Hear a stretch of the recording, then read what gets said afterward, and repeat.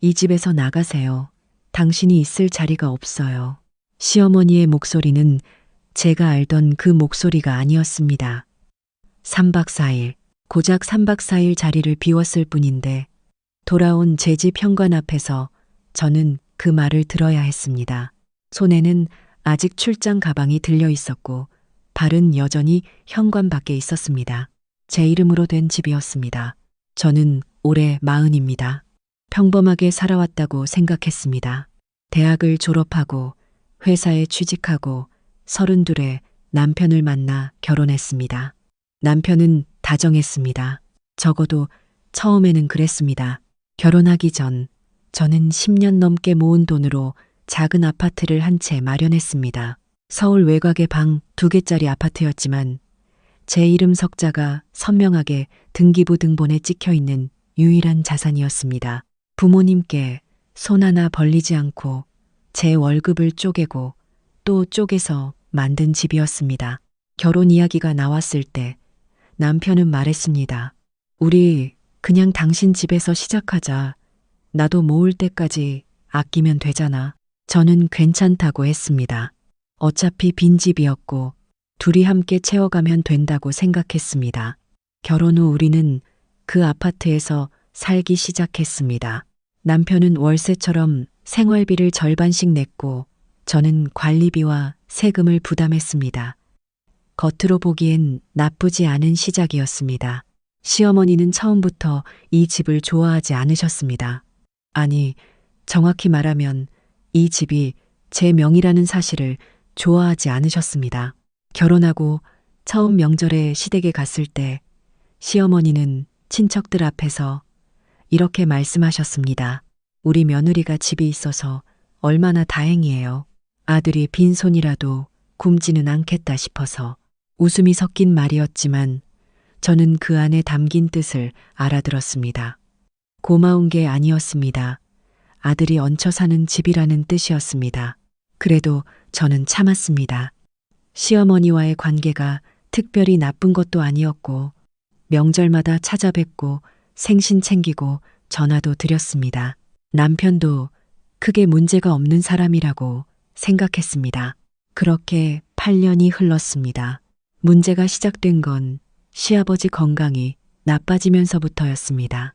시아버지가 오랫동안 알아오신 지병이 악화되어 장기 입원을 하시게 되었고 시어머니 혼자 간병을 감당하기 어렵다는 이야기가 나왔습니다. 남편은 저에게 상의도 없이 어느 날 저녁 밥을 먹다가 말했습니다. 어머니가 당분간 우리 집에 오시면 안 될까? 저는 숟가락을 내려놓았습니다. 당분간이 얼마나요? 아버지 퇴원하실 때까지. 시아버지 병원 담당 의사는 최소 6개월은 입원이 필요하다고 했다는 말도 함께였습니다. 저는 그날 밤 잠을 이루지 못했습니다. 반대하기가 어려웠습니다. 시아버지가 편찮으신데 며느리가 자기 집이라고 안 된다고 하면 그 말이 밖에서 어떻게 들릴지 뻔했습니다. 저는 결국 허락했습니다. 단, 조건이 있었습니다.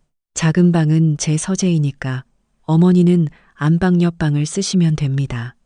그리고 살림은 제가 하던 대로 하겠습니다. 남편은 고맙다고 했습니다. 시어머니는 짐을 싸들고 오셨습니다. 처음 한 달은 견딜만 했습니다. 시어머니는 조용하셨고 저는 출근하고 퇴근해서 밥을 차렸습니다. 그런데 2달이 지나자 조금씩 달라지기 시작했습니다. 시어머니가 제 주방을 바꾸기 시작하셨습니다. 냄비 위치가 바뀌어 있고 제가 쓰던 양념 배치가 달라져 있었습니다. 어느 날은 제가 아끼던 유리 반찬통이 버려져 있었습니다. 어머니, 그 통은 제가 쓰던 건데요. 낡아 보여서 버렸지. 새로 사면 되잖아. 남편은 그 자리에서 아무 말도 하지 않았습니다. 작은 것들이 쌓이기 시작했습니다. 시어머니는 점점 이 집을 자기 집처럼 대하기 시작하셨습니다.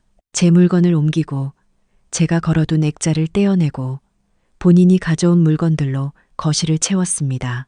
어느 날 퇴근해서 들어오니 현관 신발장 앞에 시어머니의 화분이 5개나 놓여 있었습니다. 제가 좁다고 하니 시어머니는 말씀하셨습니다. 원래 집에 화분이 있어야 공기가 좋지. 답답하게 왜 그래요? 남편은 어머니 말이 맞다고 했습니다. 그렇게 6개월이 지났습니다. 시아버지는 퇴원을 못 하셨습니다. 상태가 나빠졌기 때문입니다. 남편은 다시 말했습니다. 아버지 상황이 이러니까 어머니가 조금 더 계셔야 할 것 같아. 저는 이미 지쳐 있었습니다. 그래도 상황이 상황이니 다시 참았습니다. 그러던 어느 날 회사에서 연락이 왔습니다. 제가 오랫동안 준비해온 프로젝트가 최종 승인되어 부산 출장이 잡혔습니다. 3박 4일 일정이었습니다. 저는 남편에게 미리 이야기했고 냉장고에 반찬도 넉넉히 해두었습니다. 시어머니께도 출장 간다고 말씀드렸습니다. 시어머니는 그냥 고개를 끄덕이셨습니다. 부산에서의 3일은 오히려 편했습니다. 회의가 잘 됐고 팀원들과 저녁도 먹으며 오랜만에 웃었습니다. 마지막 날 밤 남편에게 문자를 보냈습니다. 내일 저녁에 도착해. 잘 지내고 있어? 답장은 짧았습니다. 응. 뭔가 이상하다는 느낌이 들었지만 피곤했기 때문에 그냥 넘어갔습니다. 다음 날 저녁, 저는 짐을 끌고 집으로 돌아왔습니다. 현관 앞에 서서 비밀번호를 눌렀습니다. 익숙한 네 자리 숫자였습니다. 그런데 문이 열리지 않았습니다. 다시 눌렀습니다. 역시 열리지 않았습니다. 삐 소리와 함께 빨간 불이 들어왔습니다. 저는 잠시 멍하니 서 있었습니다. 잘못 눌렀나 싶어 천천히 다시 한번 눌렀습니다. 역시 마찬가지였습니다. 손이 떨리기 시작했습니다. 저는 남편에게 전화를 걸었습니다. 신호가 몇 번 가더니 연결되었습니다. 나야, 집 앞인데 비밀번호가 왜 안 눌려? 잠시 침묵이 흘렀습니다. 어머니가 바꾸셨어. 뭐, 어머니가 더 안전한 번호로 바꾸자고 하셔서 저는 그 자리에서 아무 말도 나오지 않았습니다. 제 집 현관 비밀번호가 저 모르게 바뀌어 있었습니다. 제 집이었습니다. 등기부등본에 제 이름이 있는 집이었습니다. 그런데 저는 제 집 앞에서 문도 못 열고 서 있었습니다. 번호가 뭔데요? 남편은 번호를 알려줬습니다. 저는 문을 열고 들어갔습니다. 집 안 공기가 달랐습니다. 낯선 냄새가 났습니다. 거실에는 제가 본 적 없는 물건들이 늘어나 있었고 시어머니의 짐이 거실 한쪽을 가득 채우고 있었습니다. 그리고 제가 서재로 쓰던 작은 방의 문이 닫혀 있었습니다. 시어머니가 주방에서 나오셨습니다. 왔어요? 말투에 반가움이 없었습니다. 저는 물었습니다. 어머니, 비밀번호는 왜 바꾸셨어요? 저한테 말씀도 안 하시고. 시어머니는 잠깐 저를 보시더니 말씀하셨습니다. 사는 사람이 편한 게 맞지. 내가 불편해서 바꾼 거야. 저는 숨을 들이켰습니다. 어머니, 그래도 제가 집주인이니까 저한테는 말씀을 해주셔야죠. 그 말이 잘못이었을까요? 시어머니의 표정이 굳었습니다. 집주인? 집주인이요? 우리 아들이랑 같이 사는 집인데 무슨 집주인이에요? 그 소리가 지금 나한테 하는 말이에요? 하더라. 남편이 안방에서 나왔습니다. 저는 남편을 봤습니다. 남편은 시선을 피했습니다. 여보, 어머니한테 그런 말은 좀. 내가 무슨 말을 잘못했어요? 제 집 비밀번호가 저 모르게 바뀌었는데 당연한 이야기 한 거잖아요. 시어머니가 말씀하셨습니다. 명의가 뭔 소용이에요. 가족이 같이 사는 집인데 번호 하나 바꾼 걸 가지고 이렇게 따지면 나한테 나가라는 소리야. 뭐야? 저는 더 이상 말을 잇지 못했습니다. 남편도 어머니 편이었습니다. 그날 밤 저는 안방에서 혼자 누워 천장을 바라봤습니다. 눈물이 나지도 않았습니다. 다만 한 가지 생각이 반복됐습니다. 내 집인데. 다음 날 아침 저는 평소처럼 출근 준비를 했습니다. 서재에서 가져와야 할 서류가 있어 작은 방문을 열었습니다. 그 순간 저는 멈췄습니다. 방안이 완전히 바뀌어 있었습니다. 제 책상은 구석으로 밀려나 있었고 시어머니의 옷가지와 지미방 전체를 가득 채우고 있었습니다. 제 책들은 박스에 담겨 쌓여 있었습니다. 어머니, 제 방에 짐을 왜 옮겨 놓으셨어요? 시어머니는 부엌에서 아침을 차리시며 답하셨습니다. 내 짐이 넘쳐서 그 방이 비어 있는 것 같아서 정리했어요. 비어 있는 게 아니에요. 제가 매일 쓰는 방이에요. 서류 같은 건 안방에서 봐도 되잖아요. 왜 방이 따로 필요해요? 남편은 밥을 먹으면서 아무 말도 하지 않았습니다. 저는 그날 아침밥을 먹지 못하고 출근했습니다. 퇴근하고 집에 돌아오면 갈수록 낯설었습니다. 제 물건들이 조금씩 없어지거나 위치가 바뀌었습니다. 욕실에는 시어머니의 물건이 절반을 차지했고 냉장고는 시어머니가 사오신 식재료로 가득했습니다. 한 번은 제가 즐겨 먹던 요구르트가 모두 사라진 날이 있었습니다. 제 요구르트가 없어졌는데요. 아이고, 그거 유통기한 지난 것 같아서 버렸어요. 오래된 거 먹으면 몸에 안 좋잖아. 유통기한은 아직 일주일이 남아 있었습니다. 저는 그 사실을 말하지 않았습니다. 남편과의 관계도 조금씩 멀어지고 있었습니다. 대화가 줄었습니다.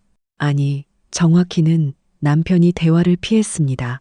어머니 앞에서는 어머니 편이었고, 둘이 있을 때는 제가 예민하다고 했습니다. 당신이 너무 각 잡고 대하니까 어머니가 불편해 하시잖아. 내가 각 잡는 게 아니라 선을 이야기하는 거예요. 선이 어딨어. 우리 가족인데. 저는 그 말이 가장 답답했습니다. 가족이라는 말 뒤에 얼마나 많은 것들이 무너지는지 남편은 모르는 것 같았습니다. 그러던 어느 날 저는 우연히 중요한 것을 발견했습니다. 퇴근길에 부동산 앱을 열었다가 우리 아파트 단지 매물 목록에서 익숙한 동호수를 봤습니다. 저는 눈을 의심했습니다. 다시 확인했습니다. 분명했습니다. 저희 집이었습니다. 사진도 실내 사진이었습니다. 분명 우리 집 거실이었고 우리 집 주방이었습니다. 저는 그 자리에서 굳어버렸습니다. 누군가 제 집을 매물로 올려놓았습니다. 저는 한 번도 그런 이야기를 한 적이 없었습니다. 등기부등본상 소유자인 저의 동의 없이는 매도 계약이 이루어질 수 없지만 매물 등록은 얼마든지 할 수 있었습니다. 누군가 제 집을 제 동의도 없이 부동산에 내놓은 것이었습니다. 집에 들어가자마자 시어머니와 남편이 거실에 앉아 있었습니다. 저는 핸드폰 화면을 켜서 매물 화면을 보여주며 말했습니다. 이게 뭐예요? 시어머니는 잠깐 화면을 보시더니 말씀하셨습니다. 아, 그거요. 내가 부동산에 알아봤어요. 저는 믿기지 않았습니다. 어머니가요? 어머니가 왜 제 집을 부동산에 내놓으세요? 집을 팔아서 더 좋은 곳으로 이사 가면 되잖아요. 여기가 좁기도 하고 이 집은 제 명의예요. 제 허락 없이는 아무것도 못해요. 그러자 시어머니는 말씀하셨습니다. 명의가 당신 거면 뭐가 달라요. 아들 집인데. 남편을 봤습니다. 남편은 시선을 내리깔고 있었습니다. 여보, 당신도 이걸 알고 있었어요? 남편은 대답하지 않았습니다. 그 침묵이 답이었습니다. 시어머니가 일어서시며 말씀하셨습니다. 솔직히 말할게요. 이 집 팔고 우리 아들 명의로 더 큰 집 장만해야 해요. 명의가 당신 거면 나중에 이혼하면 아들이 집을 잃잖아요. 그게 말이 돼요. 내 아들이 8년을 살았는데 저는 그 말을 듣고 더 이상 아무런 감정이 올라오지 않았습니다. 이상하게도 화가 나지 않았습니다. 그저 모든 것이 선명해지는 느낌이었습니다. 지난 8년이 지난 몇 달이 한꺼번에 이해가 되었습니다. 그럼 정리하죠. 저는 그 말만 하고 안방으로 들어갔습니다. 그날 밤 저는 아무것도 하지 않았습니다. 잠도 잘 자지 못했지만 울지도 않았습니다. 대신 머릿속으로 정리를 했습니다. 차분하게, 순서대로, 그러늘 다음 날 저는 오전 반차를 냈습니다. 먼저 등기소에 가서 등기부 등본을 다시 한번 직접 확인했습니다. 제 이름이 선명했습니다. 그 다음 은행에 갔습니다. 그 다음 남편과 공동 명의로 되어 있던 통장을 분리했습니다. 제 월급이 들어가는 개인 계좌를 새로 만들었습니다. 그리고 부동산에 들렀습니다. 앱에 올라온 매물 담당 중개사무소를 직접 찾아가 신분증을 보여주며 말했습니다. 저 이 집 소유주인데요. 저는 매도 의사가 없습니다. 이 매물 내려주세요. 중개사는 당황한 얼굴로 저를 봤습니다. 아, 며칠 전에 어머니분께서 오셔서 어머니분은 이 집의 소유주가 아닙니다. 소유주는 저예요. 내려주시지 않으면 법적으로 조치를 취하겠습니다. 매물은 그 자리에서 내려졌습니다. 돌아오는 길에 저는 이혼 전문 변호사에게 상담 예약을 했습니다. 그리고 조용히 제 물건들을 파악하기 시작했습니다. 무엇을 가져가야 하는지, 무엇이 제 것인지, 그건 어렵지 않았습니다. 이 집은 처음부터 끝까지 제 것이었으니까요. 며칠이 지났습니다. 시어머니와 남편은 제가 그날 이후 아무 말도 하지 않으니 오히려 이상하다는 눈치였습니다. 시어머니는 몇 번 말을 걸었지만 저는 짧게 대답하고 제 일을 했습니다. 남편은 어느 날 밤 말했습니다. 당신 요즘 왜 그래? 뭔가 이상해. 이상한 거 없어요. 어머니한테 너무 차갑게 대하는 거 아니야? 저는 잠시 남편을 바라봤습니다. 여보, 나한테 묻고 싶은 게 그거예요? 진짜로? 남편은 아무 말도 하지 못했습니다. 변호사 상담은 예상보다 명확했습니다. 아파트는 제 결혼 전 자산으로 혼인 기간 중 가치 상승분만 재산 분할 대상이 될 수 있으나 그 비율도 기여도에 따라 달라진다고 했습니다. 남편이 월세처럼 생활비를 낸 것은 있지만 명예 변경이나 공동 취득에 의사가 없었던 만큼 제가 불리한 상황이 아니었습니다. 변호사는 차분하게 말했습니다. 이미 준비가 많이 되어 계시네요. 저는 실제로 아무 준비도 하지 않았습니다. 그냥 사실대로 말했을 뿐인데 그 사실들이 이미 저를 보호하고 있었습니다. 집으로 돌아가는 길, 저는 커피 한 잔을 사서 공원 벤치에 잠깐 앉았습니다. 벚꽃이 지고 있었습니다. 4월이었습니다. 저는 오래 앉아 있었습니다. 마흔이 되면서 저는 스스로에게 몇 가지 다짐을 했었습니다. 더 이상 억울하게 참지 않겠다. 내가 번 것, 내가 만든 것을 스스로 지키겠다. 그 다짐이 이렇게 쓰이게 될 줄은 몰랐습니다. 그 다짐이 집에 도착했을 때 시어머니와 남편이 또 거실에 함께 앉아 있었습니다. 두 분이 저를 보는 표정이 달랐습니다. 시어머니가 먼저 말씀하셨습니다. 부동산에서 연락이 왔어요. 매물이 내려갔다고. 저는 가방을 내려놓으며 말했습니다. 네, 제가 내렸어요. 당신이요? 제 명의 집이니까요. 제가 내릴 수 있어요. 시어머니의 목소리가 높아졌습니다. 지금 나한테 반기를 드는 거야. 뭐야? 내가 다 우리 아들 잘 되라고 한 건데? 어머니, 저도 이 집에서 살고 있어요. 저도 이 가정의 일원이에요. 그런데 저한테는 한마디 상의도 없이 제 집을 부동산에 내놓으셨어요. 그게 맞는 일인지 여쭤보는 거예요. 명의가 당신 거면 어때요? 가족이 같이 사는 집인데 명의가 저라는 게 정확히 그래서 중요한 거예요. 이 집을 팔 권리도 담보로 잡을 권리도 누구를 들이거나 내보낼 권리도 저한테 있어요. 잠시 침묵이 흘렀습니다. 저는 계속 말했습니다. 그리고 어머니, 말씀드릴 게 있어요. 저 이혼 준비하고 있어요. 시어머니가 굳어졌습니다. 남편이 벌떡 일어섰습니다. 무슨 소리야? 갑자기가 아니에요. 오래된 이야기예요. 당신 지금 진지하게 하는 말이야? 저는 남편을 바라봤습니다. 8년을 함께 살았습니다. 한때는 분명히 좋았던 시간도 있었습니다. 그런데 그 사람은 이미 오래전부터 제 편이 아니었습니다. 제 집 비밀번호가 바뀌던 날도, 제 서재가 어머니 창고가 되던 날도, 제 집이 매물로 올라가던 날도 남편은 아무 말도 하지 않았습니다. 네, 진지해요. 시어머니가 다시 목소리를 높이셨습니다. 그럼 집은 어떻게 돼요? 우리 아들이 나가야 해요? 소유권은 제 거예요. 협의가 안 되면 법적으로 정리되겠죠. 법이요? 법을 들먹여요, 지금?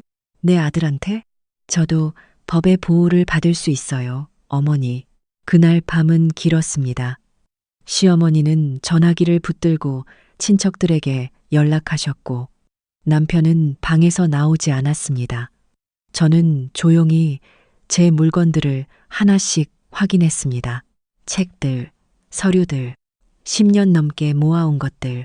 다음날 아침 남편이 방에서 나왔습니다. 눈이 충혈되어 있었습니다. 진짜로 이혼할 거야? 저는 커피를 내리면서 대답했습니다. 협의 이혼이면 빠르게 정리할 수 있어요.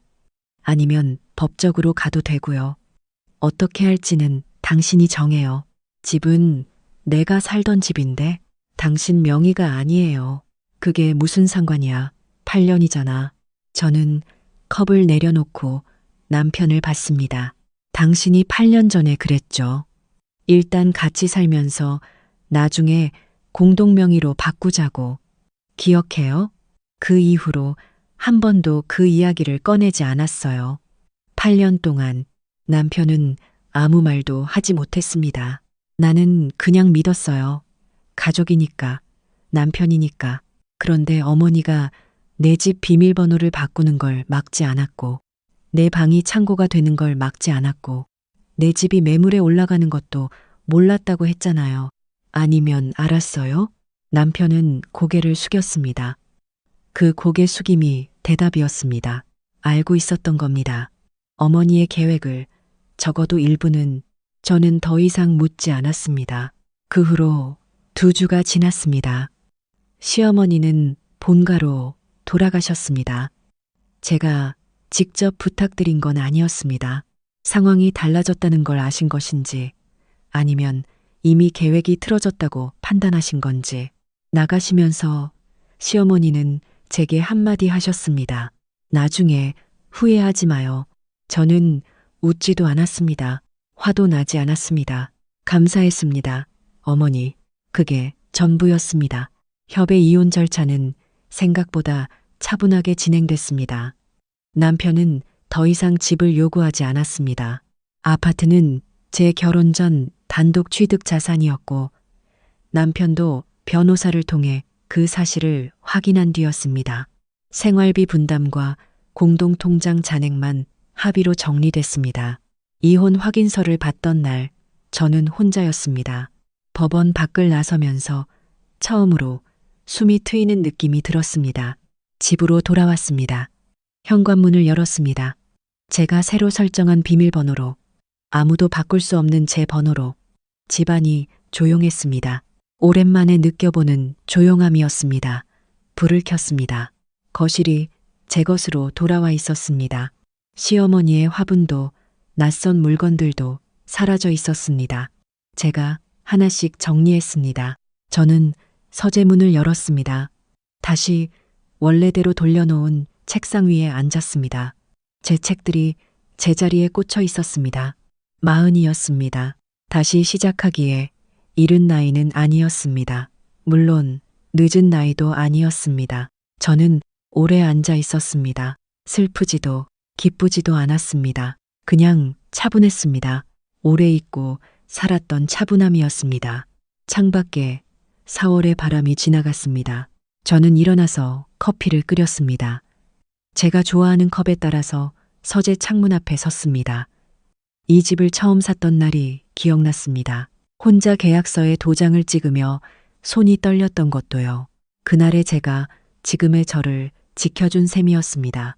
10년 전에 저 자신에게 조용히 고마웠습니다. 내 이름으로 된 집, 그게 전부였지만 그것으로 충분했습니다. 저는 창문을 조금 열었습니다. 봄바람이 들어왔습니다. 오래된 공기가 빠져나가는 것 같았습니다. 그 바람을 맞으며 저는 처음으로 이 집에서 편안하게 숨을 쉬었습니다. 아무도 뺏을 수 없는 공간에서, 아무도 제 번호를 모르는 공간에서 이제 진짜로 제 집이 되었습니다.